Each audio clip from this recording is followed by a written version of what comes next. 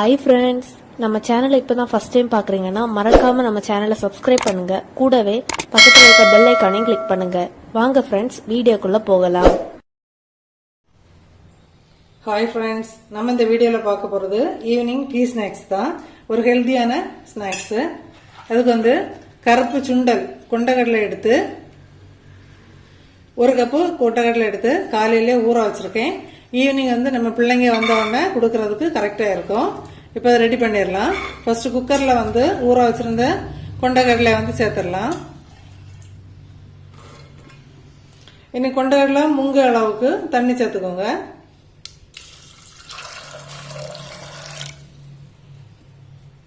இந்த அளவு போதும்.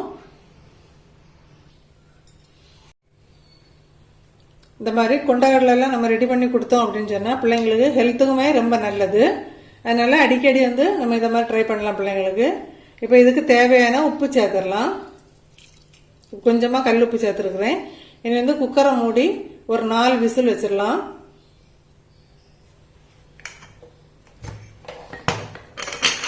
இப்போ 4 விசில் வரட்டும், அது வரை வெயிட் பண்ணலாம். இப்போ நம்ம குக்கரில் வேக வச்சிருந்த கடலை கேஸ் ரிலீஸ் ஆகிட்டு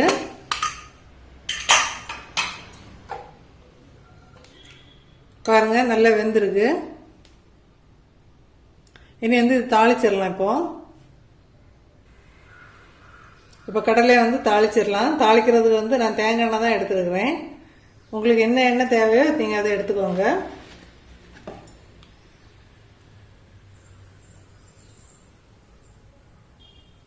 எண்ணெய் சூடானா கடுகு சேர்த்துடலாம். இப்போ வத்தல் சேர்த்துக்கலாம். வத்தல் உங்களுக்கு தேவைக்கேற்ப காரம் பிடிக்கும் அப்படின்னு சொன்னால் 2 வத்தல் கூட சேர்த்துக்கலாம். இப்போ 1 கொத்து ஃப்ரெஷ்ஷாக கருவேப்பிலை சேர்த்துக்கலாம்.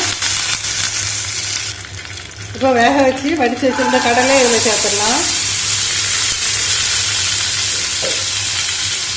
இப்போ 1 நிமிஷம் லேசாக கிண்டி கொடுத்துக்கோங்க. இப்போ ஒருக்கா மிக்ஸ் பண்ணி கொடுத்துட்டோம். இதில் இப்போ ஒரு 1/4 கப்லேருந்து 1/2 கப் போகிறீங்க, எவ்வளோ வேணால் சேர்த்துக்கலாம். தேங்காய் சேர்த்து கொடுத்துக்கோங்க. தேங்காய் வேண்டான்னு சொன்னால் ஸ்கிப் பண்ணிக்கலாம். இப்போ நல்லா ஒருக்கா மிக்ஸ் பண்ணிவிட்டு சர்வ் பண்ணிடலாம். ஈவினிங் டீ ஸ்நாக்ஸுக்கு இது ரொம்ப நல்ல ஒரு ஸ்நாக்ஸாக இருக்கும். ஹெல்த்துக்குமே ரொம்ப நல்லது. நீங்கள் ஈவினிங் பிள்ளைங்களுக்கு இதை மாதிரி அடிக்கடி ட்ரை கொடுத்து பாருங்கள். இதே மெத்தடில் ட்ரை பண்ணி பார்த்துட்டு மறக்காமல் கமெண்ட் பண்ணுங்கள் ஃப்ரெண்ட்ஸ்.